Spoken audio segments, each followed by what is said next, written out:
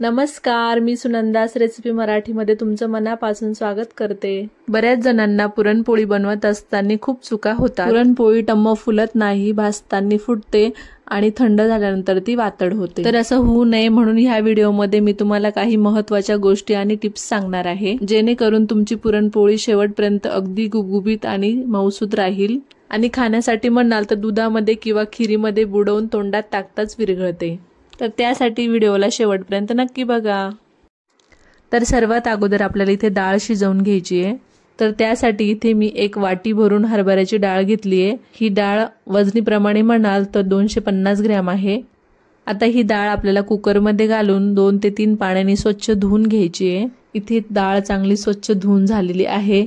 आता काय करायचं, आपल्याला यामध्ये 2 ग्लास भरून पाणी घालायचंय। डाळ शिजवत असताना यामध्ये पाणी जास्तच घातलं जातं, कारण की आपण कटाची आमटी बनवायची असते, त्यामुळे आपल्याला पाणी जास्तच घालावं लागतं। जर तुम्हाला आमटी बनवायची नसेल तर पाण्याचं हेच प्रमाण घ्या।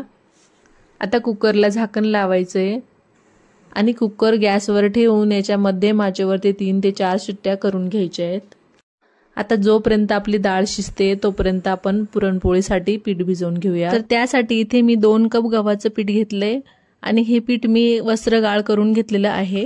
पुरणपोळीच्या पिठाला वस्त्रगाळ करून घेणं खूप गरजेचं असतं, कारण पीठ भिजवल्यानंतर आपलं पीठ एकदम असं सॉफ्ट होतं आणि पुरणपोळी देखील आपली मऊसूत आणि लुसलुसीत होते। त्याचसोबत यामध्ये घालायचंय चवीपुरतं मीठ। आता काय करायचंय, आपल्याला ज्या पाण्यामध्ये आपण पीठ भिजवणार आहोत त्या पाण्यामध्ये आपल्याला चिमूटभर हळद घालायची आहे। याला आता चमच्याने ढवळून घ्यायचं आणि ह्या पाण्यामध्ये आपल्याला पीठ भिजवायचंय। म्हणजे काय होतं, याने असा एक सारखा रंग पिवळसरपणा आपल्या पिठाला येतो। आता हे पाणी थोडं थोडं घालून आपल्याला पीठ भिजवून घ्यायचंय। आपल्याला इथे पीठ जास्त घट्टही नाही आणि जास्त पातळही भिजवायचं नाही, असं सैलसर भिजून घ्यायचंय। साधारण 2 ते 3 मिनिटांमध्ये आपल्या इथे पीठ भिजून झालेलं आहे। तर हे बघा, असं सैलसर पीठ भिजवलेलं आहे। आता काय करायचं, आपल्याला एक पातळ सुती कपडा घेऊन त्याला ओलं करायचं आणि त्यावर असा भिजवलेलं पीठ ठेवून याला सर्व बाजूने असा कपडा जमा करून याला अशी दुम्मड मारून घ्यायची। मी दाखवते अशा पद्धतीने। आता काय करायचंय, आपल्याला ज्या भांड्यामध्ये पीठ भिजवलं होतं ना त्या भांड्यामध्ये आपल्याला 1 जगभर पाणी घालायचंय, म्हणजे आपलं पीठ डुबेल एवढं पाणी भरायचंय त्यामध्ये। आता पिठाचा गोळा या पाण्यामध्ये ठेवायचा आहे आणि हा पिठाचा गोळा आपण अर्धा तासभर असाच भिजत ठेवायचा आहे। आता एकीकडे आपल्या कुकरच्या 4 शिट्ट्या झालेल्या आहेत। आता आपण डाळ शिजली आहे की नाही ते चेक करून बघूयात। तर तुम्ही इथे बघू शकता, इथे डाळ एकदम चिक्कन शिजलेली आहे। मी तुम्हाला दाबून पण दाखवते आणि तुम्ही इथे बघू शकता कुकरमध्ये कुठेही पाणी राहिलेलं नाही, डाळीला पाणी अगदी बरोबर झालेलं आहे। आता डाळ गरम असतानाच आपल्याला मॅशरने याला दाबून घ्यायचे, म्हणजेच बारीक चिक्कन करून घ्यायचे। पण ही प्रोसिजर गूळ घालण्या अगोदरच करावी। असं केल्याने काय होतं, आपलं पुरण लवकर शिजलं जातं आणि पुरण यंत्रामधून काढायला अजिबात वेळ लागत नाही आणि त्रासही होत नाही। थोड्याच वेळात इथे आपली डाळ पूर्णपणे चिक्कन झालेली आहे, तुम्ही बघू शकता। आता काय करायचंय, आपल्याला इथे मंद आचेवरती गॅस चालू करायचा आहे आणि इथे 1 वाटी मी डाळ घेतली होती, 1च वाटी गूळ घालायचा आहे। गूळ असा मी इथे बारीक करून घेतलाय। गूळ वजनीप्रमाणे म्हणाल तर 200 ग्रॅम आहे आणि आपण डाळ 250 ग्रॅम घेतली होती। आता याला मंद आचेवरती सतत हलवत आपल्याला गुळाला पुरणामध्ये व्यवस्थित विरघळून घ्यायचं आहे। साधारण 5 ते 6 मिनिटांमध्ये तुम्ही इथे बघू शकता गूळ पूर्णपणे विरघळलेला आहे आणि पातळसं असं आपलं इथे पुरण झालेलं आहे। अजून याला 4 ते 5 मिनिटं याला शिजवून घ्यायचं आहे, जोपर्यंत आपलं पुरण थोडंसं घट्ट होत नाही तोपर्यंत। आणि एक गोष्ट लक्षात ठेवा, पूर्ण प्रोसिजर आपल्याला ही मंद आचेवरतीच करायची आहे। पुरण खाली लागायला नको म्हणून पुरणाला सारखं सतत हलवत राहायचंय। 5 मिनिटांनंतर तुम्ही इथे बघू शकता आपलं पुरण पूर्णपणे घट्ट झालेलं आहे। तर आपलं इथे पुरण आता शिजलेलं आहे। तर हे बघा, इथे पुरणाची अशी परफेक्ट कन्सिस्टन्सी पाहिजे। आता इथे आपलं पुरण तयार झालंय। आता आपण गॅस बंद करूया आणि यामध्ये अर्धा चमचा वेलची पावडर घालूया आणि वेलची पावडर मध्येच मी थोडंसं जायफळ पण घातलेलं आहे, चिमूटभर। वेलची पावडर थोडी जास्तच घाला, म्हणजे आपल्या पुरणाला छान स्वाद येतो। तुम्हाला जर साजूक तूप जास्त आवडत असेल तर यामध्ये तुम्ही 1 ते 2 चमचे साजूक तूपही घालू शकता। आता हे पुरण आपल्याला थोडं थंड करून घ्यायचंय। एकीकडे आपल्या पिठालाही अर्धा तास होऊन गेलेला आहे. आता आपण हे पाण्यामधून पीठ काढून घेऊया. आता याला थोडंसं असं पिळून घेऊया, म्हणजे याच्यातलं एक्स्ट्रा जे पाणी राहील ते निघून जाईल. आता हे पीठ आपण रुमालामधून ताटामध्ये काढून घेऊया. हे पीठ जरी आता थोडंसं चिकट वाटत असेल, पण यातला एक एक कण चांगला भिजला गेला आहे आणि व्यवस्थित एकदम सॉफ्ट झालेला आहे.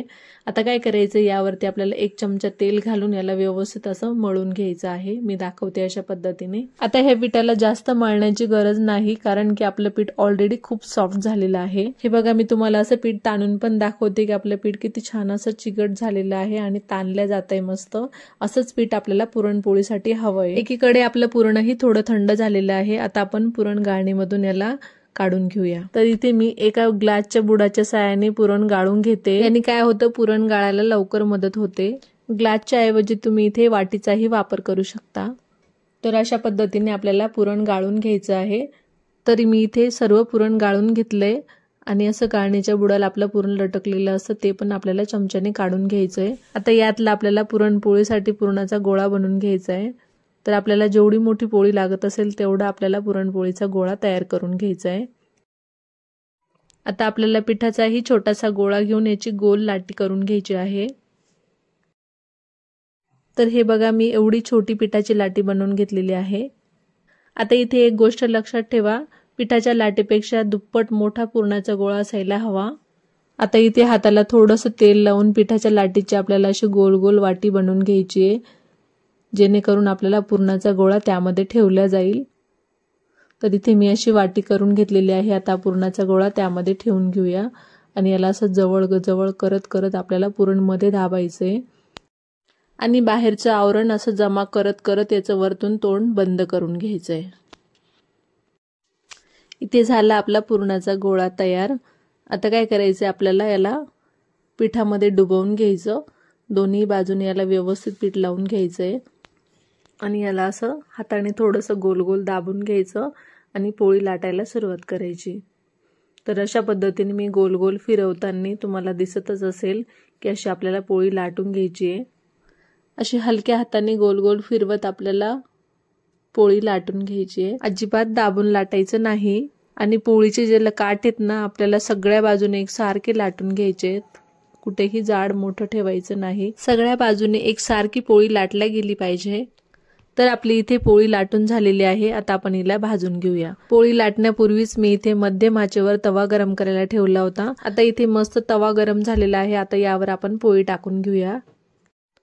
इथे एक गोष्ट लक्षात ठेवा, कमी गॅसवरती पुरणपोळी भाजायची नाहीत, कारण कमी गॅसवर पुरणपोळी भाजल्याने पोळी वातड होते आणि ती फुलतही नाही. म्हणूनच मोठ्या गॅसवरतीच पुरणपोळ्या भाजून घ्यायच्या आहेत. तर हे बघा, असे पुरणपोळीला असे थोडेसे बबल्स यायला लागले की याला पलटून घ्यायचंय. तर तुम्ही इथे बघू शकता आपली पुरणपोळी हळूहळू फुलायला लागलेली आहे. अगदी काठापर्यंत टम्म फुगलेली आहे.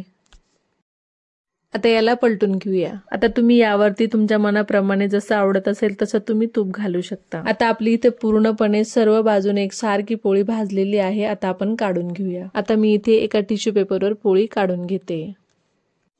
आता अशाच पद्धतीने मी तुम्हाला दुसरीही पोळी करून दाखवते. आता आपल्याला इथे पटापट पुरणपोळ्या करायच्या आहेत, त्यामुळे आपली एका साईडला पोळी भाजते तोपर्यंत आपली इकडे खाली पोळी लाटून झाली पाहिजे. आता आपली दुसरीही पुरणपोळी इथे लाटून झालेली आहे. आता भाजून घेऊयात. तर तुम्ही इथे बघू शकता दुसरीही पुरणपोळी आपली छान फुललेली आहे. अशाच आपण सर्व पोळ्या बनवून घेऊयात. फक्त भाजताना लक्षात ठेवा, काठापर्यंत छान अशी पुरणपोळी भाजून घ्यायची. तर हे बघा, मी इथे पुरणपोळ्या बनवून घेतल्या आहेत आणि दिसताना तुम्ही इथे बघू शकता किती मऊसूत दिसतायत ना. तर हे बघा, मी इथे एक पुरणपोळी तुम्हाला खोलून पण दाखवते. तर तुम्ही इथे बघू शकता याचे दोन्हीही पदर बाजूला झालेले आहेत आणि पुरणही भरपूर आहे. मस्त अशी इथे अगदी मऊसूत, गुबगुबीत आणि लुसलुशीत पुरणपोळी तयार झाली आहे. ही पुरणपोळी तुम्ही गुढीपाडवा म्हणावा किंवा होळी म्हणावं, प्रत्येक सणाला तुम्ही ही पुरणपोळी घरी बनवू शकता.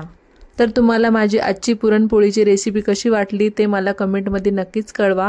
व्हिडिओ आवडला असेल तर लाईक, शेअर, सबस्क्राईब करायला विसरू नका. चला तर भेटूया अशा छानशा पुढच्या रेसिपीमध्ये.